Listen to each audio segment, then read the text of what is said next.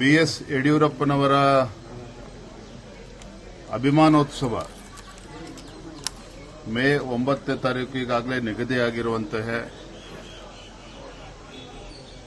ರಾಜ್ಯದ ಎಲ್ಲ ವಿಧಾನಸಭಾ ಕ್ಷೇತ್ರಗಳಿಂದ ಸಾವಿರಾರು ಸಂಖ್ಯೆಯಲ್ಲಿ ಅಭಿಮಾನೋತ್ಸವ ಕಾರ್ಯಕ್ರಮಕ್ಕೆ ಬರ್ತಾ ಇದ್ದಾರೆ.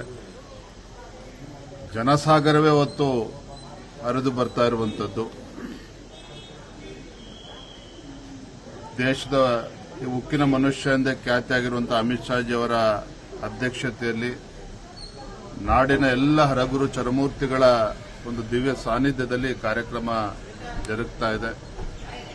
ನಿಜವಾಗ್ಲೂ ಕೂಡ ನಮಗೆ ರೋಮಾಂಚನ ಆಗ್ತಾ ಇರುವಂತದ್ದು. ರಾಜ್ಯದ ಎಲ್ಲೇ ಹೋದರೂ ಕೂಡ ಯಡಿಯೂರಪ್ಪನವ್ರ ಬಗ್ಗೆ ಏನು ಒಂದು ಅಗಾಧವಾಗಿರ್ತಕ್ಕಂಥ ವಿಶ್ವಾಸ ಇವತ್ತಿಗೂ ಕೂಡ ಅದು ಮಾಸಿಲ್ಲ. ಇವತ್ತು ಕೂಡ ಯಡಿಯೂರಪ್ಪನವ್ರ ಬಗ್ಗೆ ಅದೇ ವಿಶ್ವಾಸ ಜನಸಾಮಾನ್ಯರಲ್ಲಿ ಕಾರ್ಯಕರ್ತರಿರುವಂತದ್ದು ನಿಜವಾಗ್ಲೂ ಕೂಡ ನಮಗೆ ಸಂತೋಷ ಮತ್ತೆ ಹೆಮ್ಮೆ ತರುವಂತ ವಿಚಾರ. ರಾಜ್ಯದ ಮೂಲೆ ಮೂಲೆಗಳಿಂದ ಬರ್ತಾ ಇದ್ದಾರೆ ಜನರು.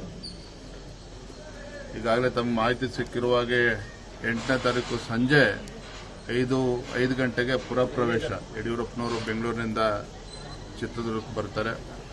ಸಾವಿರಾರು ಸಂಖ್ಯೆಯಲ್ಲಿ ಅವತ್ತು ಕೂಡ ಅಭಿಮಾನಿಗಳಿರ್ತಾರೆ. ರಾಜ್ಯದ ಮೂಲೆ ಮೂಲೆಗಳಿಂದ ಕಲಾ ತಂಡಗಳು ಕೂಡ ಬರ್ತಾ ಇವೆ.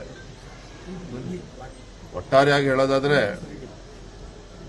ನಮ್ಮೆಲ್ಲ ಹಿರಿಯರು ಹೇಳ್ತಾ ಇದ್ರು, ಯಡಿಯೂರಪ್ಪನವರು ಅವರೊಬ್ರು ವ್ಯಕ್ತಿ ಅಲ್ಲ, ಅದೊಂದು ದೊಡ್ಡ ಶಕ್ತಿ ಅಂತ ಹೇಳ್ತಾ ಇದ್ರು. ಆ ಶಕ್ತಿ ಏನು ಅಂತ ಹೇಳಿ ನಮಗೂ ಕೂಡ ಅದು ಅರಿವಾಗಿ ಬನ್ನಿ ಕಲಿ.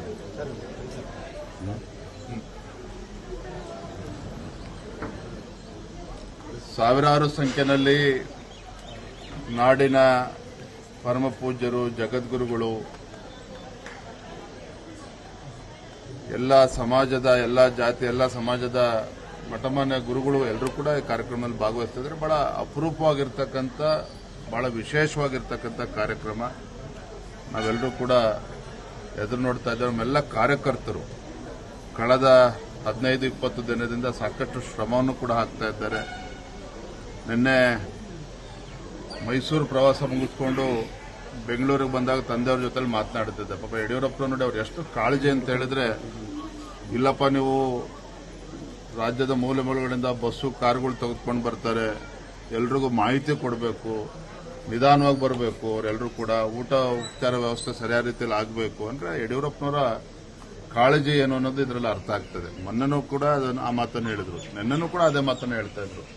ಎಲ್ಲರೂ ಜೋಪಾನಾಗಿ ಬಂದು ಜೋಪಾನ ಹೋಗಬೇಕು, ನೀವೆಲ್ಲರೂ ತಿಳಿಸಬೇಕು ಅನ್ನೋ ಕಿವಿ ಮಾತನ್ನು ಕೂಡ ಅವ್ರು ಹೇಳ್ತಾ ಇದ್ರು.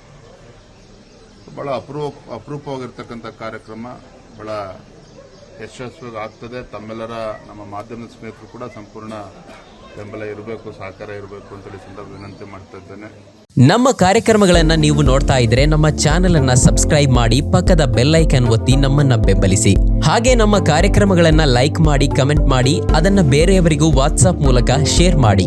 ನೀವು ಹೀಗೆ ಮಾಡಿದಾಗ ನಮ್ಮ ಚಾನೆಲ್ ಇನ್ನಷ್ಟು ಮತ್ತಷ್ಟು ಜನರಿಗೆ ತಲುಪಲು ನೀವು ನಮ್ಮೊಂದಿಗೆ ಸಹಕರಿಸಿದ ಹಾಗಾಗುತ್ತೆ.